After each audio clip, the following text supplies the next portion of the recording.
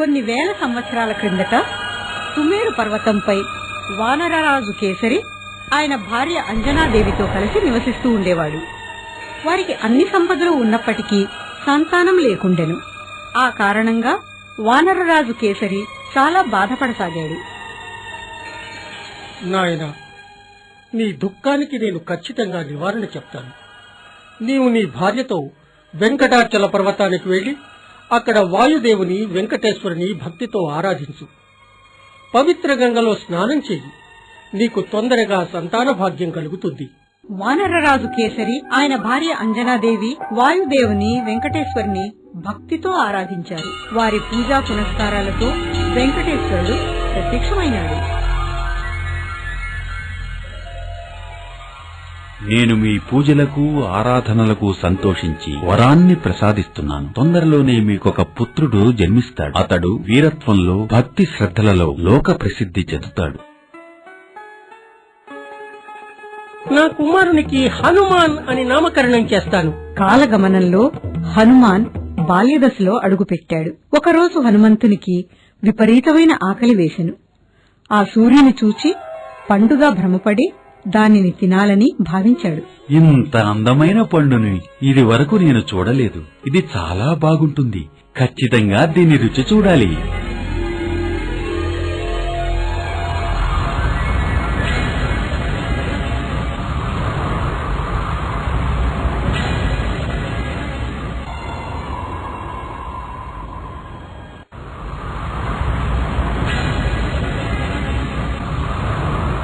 నేనిప్పుడే ఆ దుష్ట వానరానికి బుద్ధి చెప్తాను. ఒరే వానరుడా, ఇదేదో బొమ్మ పండో కాదు, సూర్య భగవానుడు. చేతితో తాకటానికి ప్రయత్నించవద్దు. ఇది ఒక పండే. దీనిని ఖచ్చితంగా తినాల్సిందే. నువ్వు చెబితే వినేలా లేవు. నిన్ను దండించక తప్పదు. దేవేంద్రుడు తన వజ్రాయుధంతో హనుమంతుని బలంగా కొట్టాడు. ఆ దెబ్బకు హనుమంతుడు మూర్ఛపోయాడు. అదే సమయంలో బలమైన గాలి వేగంగా వీచసాగింది.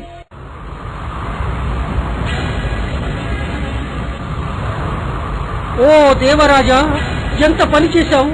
నా కుమారుని మీ వజ్రాయుధంతో కొట్టి గాయపరిచారు. ఆ వానరుడు మీ కుమారుడని నాకు తెలియదు. అతని అల్లరితనానికి మాత్రమే దండించాను. నా మాట విని తను సూర్యుని తాకకుంటే నేను దండించేవాడిని కాను. ఓ దేవరాజా, మీకిది సరికాదు. నా దుఃఖానికి కారణమయ్యారు. నాకు నేనే చీకటి గుహలోకి వెళుతున్నాను. వాయుదేవుడు చీకటి గుహలోకి వెళ్లడం వలన లోకమంతా గాలి స్తంభించి జీవులన్నీ గాలి లేక మరణించసాగాయి.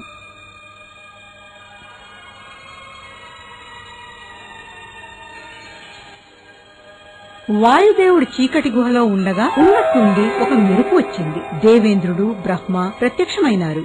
ఓ వాయుదేవా, దేవేంద్రుడు సూర్యుని కాపాడాలని తలచి తెలియక నీ కుమారుని వజ్రాయుధంతో కొట్టాడు. నీవు నీ కోపాన్ని విడిచి లోకానికి గాలిని అందించి కాపాడాలి. ఓ బ్రహ్మదేవా, నా కుమారుడు ఇంకా మూర్ఛ నుండి తేరుకోలేదు. నా కుమారునికి ఎప్పుడు నయమగునో అప్పుడే ఈ గుహను విడిచి బయటకు వస్తాను. సరే వాయుదేవా, నేను నీ కుమారునికి ఒక వరం ప్రసాదిస్తున్నాను. భవిష్యత్తులో వజ్రాయుధమే కాదు, ఏ ఆయుధమైనా అతనిని ఏమీ చేయలేదు. నేను నీ కుమారునికి ఒక వరాన్ని ప్రసాదిస్తున్నాను. అతి గొప్పదైన బ్రహ్మాస్త్రం వలన కూడా అతనికి ఏమీ అపాయం కలగదు. నా కుమారుడు నేను ఊహించినంత బలశాలి అయ్యాడు. ధన్యవాదాలు. నేనిప్పుడే ఈ లోకానికి గాలిని అందిస్తాను. హనుమంతుడు సూర్యుని చేరి చేతులు జోడించి ఇలా అన్నాడు. దేవా, నేను చేసిన తప్పుకు క్షమాపణ అడుగుతున్నాను. నేను మిమ్మల్ని గురువుగా భావించి మీ వద్ద విద్య నేర్చుకోవాలనుకుంటున్నాను. నీవు నీ తప్పు తెలుసుకున్నావు కనుక నిన్ను క్షమిస్తున్నాను. నేను నీకు విద్య నేర్పుతాను.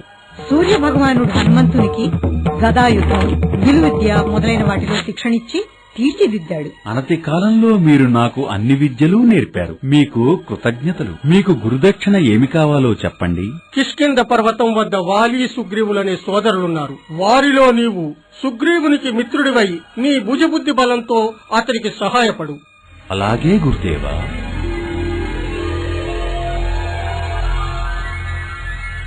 ఇప్పుడు నేను నిన్నెక్కడికి పంపించను. నీకు వివాహం జరిపిస్తాను. అమ్మా, నన్ను మన్నించండి. నేను మీ కోరికను తీర్చలేను. ఎందుకంటే నేను ఆజన్మాంతం బ్రహ్మచారిగా ఉండాలనుకుంటున్నాను. ఎందుకని? ఎందుకంటే నేను సూర్యభగవానికి గురుదక్షిణ ఇవ్వాలి. ఏమది? సూర్యదేవుడు నన్ను కిష్కింధలో నివసించు వాలి తమ్ముడు సుగ్రీవునికి అన్ని పరిస్థితులలో సహాయపడమని చెప్పాడు. అదా విషయం. మేము నిన్ను ఆపము, కానీ మేము నీతో పాటే కిష్కింధకు వస్తాం. అక్కడ రాజు వాలి నా ప్రియమిత్రుడు. మరుదినము హనుమంతుడు తన తల్లిదండ్రులతో కిష్కింధకు పయనమైనాడు. కేసరి నా ప్రియమిత్రుడు, ఇక హనుమాన్ మన సోదరుడు కనుక ఇక నుంచి మనం ఇద్దరం కాదు, ముగ్గురం అన్నదమ్ములం. ఒకరికొకరు ప్రాణప్రదమైన వాలి సుగ్రీవులు ఒకానొక సందర్భంలో విరోధులై గొడవ పడ్డారు. బలవంతుడు వీరుడు అయిన వాలి సుగ్రీవుని ఆ యుద్ధంలో ఓడించెను. హనుమాన్, నేను ఇక్కడ జీవించలేను. వాలి రాలేని ప్రదేశానికి నన్ను తీసుకువెళ్ళు. మాతంగ పర్వతంపై వాలి రాలేడు కనుక మనము అక్కడికి వెళదాం పదండి. ఒకరోజు ఉదయం మాతంగ పర్వతం కింద సంచరిస్తున్న రామలక్ష్మణులను చూచి కలత చెందసాగాడు. వీరిని ఒకవేళ వాలి పంపినాడేమో. హనుమంతుడు పంపి నిజం తెలుసుకుంటాను. మీరిరువురు ఎవరు? చూడటానికి సాధువుల్లా ఉన్నను విల్లు ధరించారు. అయ్యా, నేను అయోధ్య రాజైన దశరథుని కుమారుడను. ఇతను నా సోదరుడు లక్ష్మణుడు. నా దైవం ఇన్నాళ్లకు దర్శనమిచ్చాడు. నేను బ్రాహ్మణ రూపంలో లేకుంటే సాష్టాంగ నమస్కారం చేసేవాణ్ణి. బ్రాహ్మణోత్తమ, ఇంతకీ మీరెవరు? ఇక నేను అబద్ధం చెప్పరాదు. నా నిజ రూపాన్ని ధరిస్తాను. మన్నించండి ప్రభు, నేను మొదట మిమ్మల్ని గుర్తించలేదు. కానీ నా మిత్రుడు సుగ్రీవుని కోసం వేషం మార్చి మీ గురించి తెలుసుకోవటానికి వచ్చాను.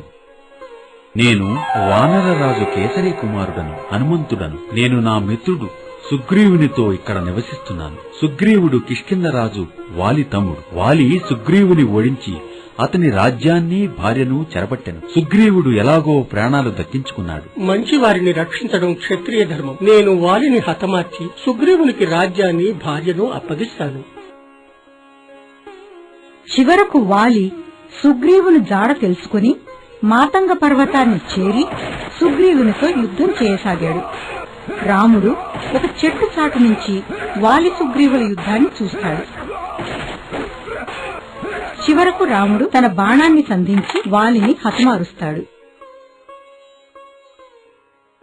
రామా, నీవు నా రాజ్యాన్ని భార్యను తిరిగి ఇప్పించి పునర్జన్మ ప్రసాదించావు కనుక నేను నీకు జీవితాంతం రుణపడి ఉంటాను.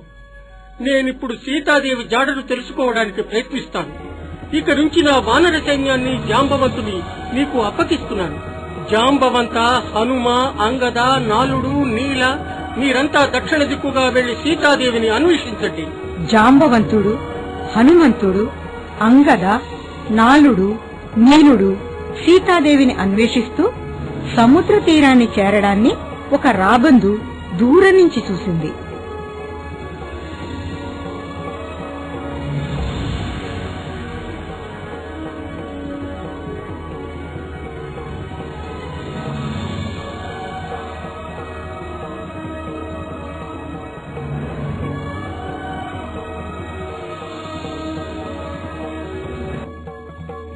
నా పేరు సంపతి. నేను ఈ సముద్ర తీరానికి వచ్చే ప్రాణులను తినేస్తాను. నీవు ఎంత నీచమైన పని చేస్తున్నావా? కానీ జటాయువు రావణుని దగ్గర నుంచి సీతాదేవిని కాపాడటానికి ప్రాణాలనే త్యాగం చేసింది. ఏమన్నారు? జటాయువు చంపబడ్డరా? నా తమ్ముడు జటాయువును ఎవరు చంపారు? రావణుడు. నేను నా తమ్ముడి చావుకు ప్రతీకారం తీర్చుకుంటాను. రావణుడు సీతను ఎక్కడకు తీసుకువెళ్లాడో నేను మీకు చెబుతాను. ఎక్కడికి తీసుకువెళ్లాడు? తన లంకా రాజ్యానికి. లంకా నగరం ఈ సముద్రానికి అవతల ఉన్నది. మీలో ఎవరికి ఈ సముద్రాన్ని దాటే శక్తి ఉందో అతను లంకకు వెళ్లి సీతాదేవి వద్ద నుంచి క్షేమ సమాచారాన్ని తెలుసుకోవచ్చు. హనుమా, ఈ కార్యం నీ వలన మాత్రమే అవుతుంది. నువ్వు వెళ్ళు. ముని శాప కారణంగా తన శక్తిని మర్చిపోయిన హనుమ జాంబవంతుని వలన తన శక్తిని గురించి తెలుసుకుని శ్రీరామ జపం చేస్తూ సముద్ర తీరాన్ని దాటసాగాడు.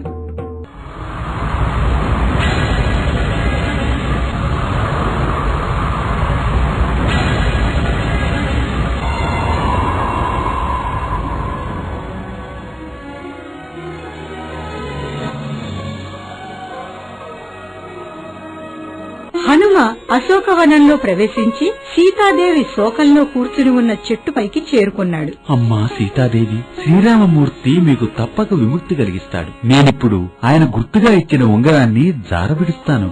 ఉంగరం సీతాదేవి ఒడిలో పడింది. దానిని ఆమె గుర్తించి దుఃఖించసాగింది. ఇది శ్రీరామచంద్రుని ఉంగరం ఇక్కడికి ఎలా వచ్చింది?